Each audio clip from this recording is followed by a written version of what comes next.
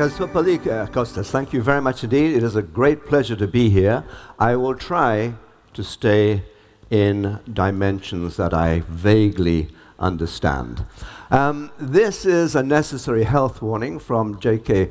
Galbraith, the great economist. I should also add one from Niels Bohr, the physicist, the Danish physicist of the last century, who said, prediction is difficult, especially if it's about the future. Nonetheless, I will try, and I think you may find my 5 first predictions rather pessimistic. The first one is that the future is fat. If you look at the United States, which after all is the world's biggest economy, in every single one of the 50 states, at least 20% of the population is not just overweight, they are obese. I'll hold my stomach in because my wife is watching in the audience. And this is really a great problem because it's a health problem, number one, for the people involved, but it's an enormous cost, $147 billion a year to the American economy. And there was a time, if you go back to the 1960s, when American police in the race riots in the American South, they were pretty slim. Well, these young ladies in New York, I think they're very beautiful, but they're not necessarily slim, and we have to hope that they don't end up like this lady here. And the worry, of course, is that where America leads, the rest of us follow. You see far too many obese people here in Europe, you see them in Australia, you see them in the Arab states of the Gulf, you see them in India.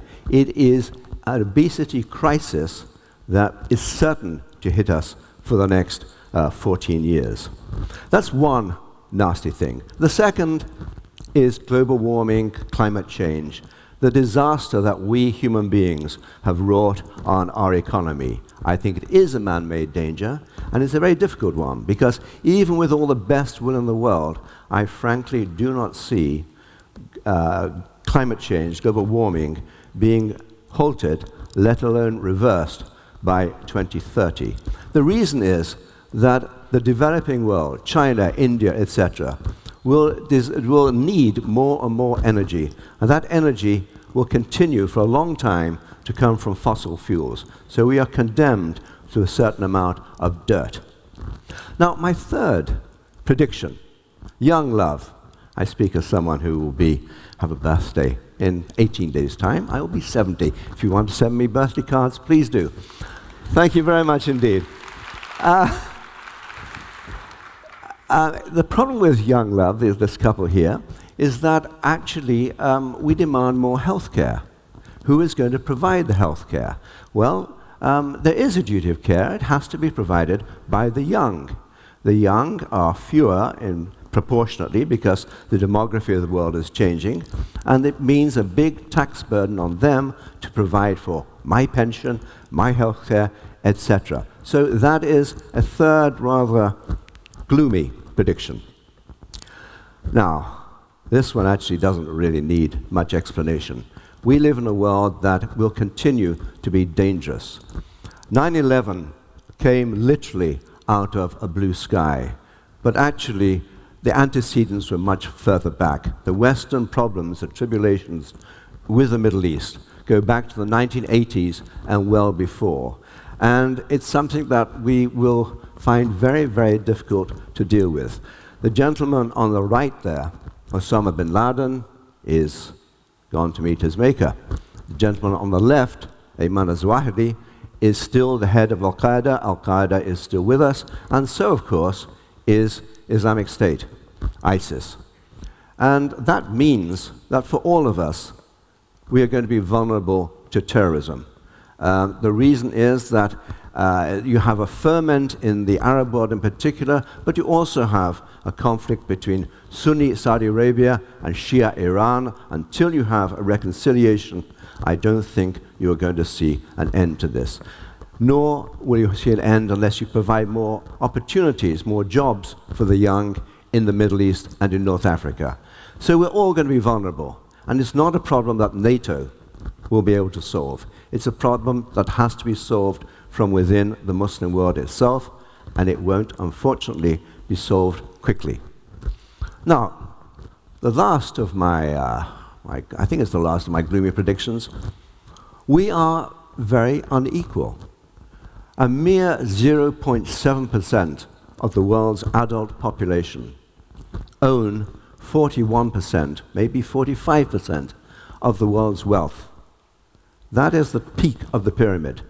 The bottom 71% of the world population, just 71%, more than two-thirds, they possess a mere 3% of the world's wealth. Now, is that a situation which is ultimately sustainable? Probably not. Now, if you look at the words of Thomas Piketty, he would say, well, inequality can be reduced if you have a big war. That's the lesson of history. But we don't actually, I think, particularly want a big war. The fact is, we need to find other solutions to our inequalities. And they're not just in terms of wealth. We have problems dealing with race, with religion, with nationality. And we see this in our attitudes towards immigration. Last year, more than 1 million migrants entered the European Union from Africa and from the Middle East. Now, an awful lot of them were not actually seeking refuge from war. They were seeking prosperity, sanctuary, a hope for the future. But there are also an awful lot coming from Syria, from Iraq, from Libya, from war-torn places, from Afghanistan. And it's a shame on all of us that 4,000 perished crossing the Mediterranean. The tragedy, of course, is that there are no easy solutions to that. Now, can I be more pessimistic? And we're here in Greece. You are in the Eurozone. You're in your 6th year, I think it is, of recession. The Euro has not been a happy experience for a lot of the countries within it. Personally, I love the Euro. It's a privilege to be able to move around most of Europe using one single currency. But it is under real strain, and it could well split. Now, if the Euro fragments, what then happens to the European Union itself? We have divisions between North and South, between West and East, between rich and poor, between statist and liberal. And thus, of course, we have this problem over immigration. And so the British, for example, my compatriots, have voted, idiotically in my humble opinion, to leave the European Union. Are we about to see the unraveling of an organization which has actually kept the peace in Europe ever since the Second World War, and which won the Nobel Prize for Peace as recently as 2012? Well, it is a real possibility. It's something that we should be aware of, and we really need to take attention and try to mend the fissures in the European Union. Well, that's all the pessimistic stuff. Let me try, in the time remaining, to be a little more optimistic. Well, we're getting older. Now, previously I said that would be a big burden on healthcare, etc., etc. But actually, would any of you really like to have left this planet, these dimensions that we're familiar with, at the age of 50, which was the average age of death just over a century ago? No. Most of you in this audience will live into your 80s, and plenty of you will make it past 100. And that surely is something to celebrate, as is the expertise of our scientists. I think it's entirely plausible that scientists will find remedies for the problems that face us. Not least the problems of old age, such as Alzheimer's, Parkinson's, dementia. That is the great hope. There is, of course, the other hope that scientists will find some way of combating climate change within the foreseeable rather than the distant future. That's what we have to hope for, and it's not hopeless. There is the possibility. A third cause for optimism is that actually, even though there are plenty of wars in the world, and I know this because I just wrote a book about conflict in the world, but actually, these conflicts no longer pit states against states. If you look at the red line on this slide, that shows that right at the end, there are basically no wars actually pitting one state against another. Wars now involve non-state actors like the Taliban or ISIS or Boko Haram in Nigeria. And their tactics, their weaponry, etc., their suicide bombers, they cause terror, they cause pain, but not nearly as many deaths as before. In the Second World War, the average number of deaths per year from war was 10 million, at least. Now it's about 55,000. So that is a real improvement.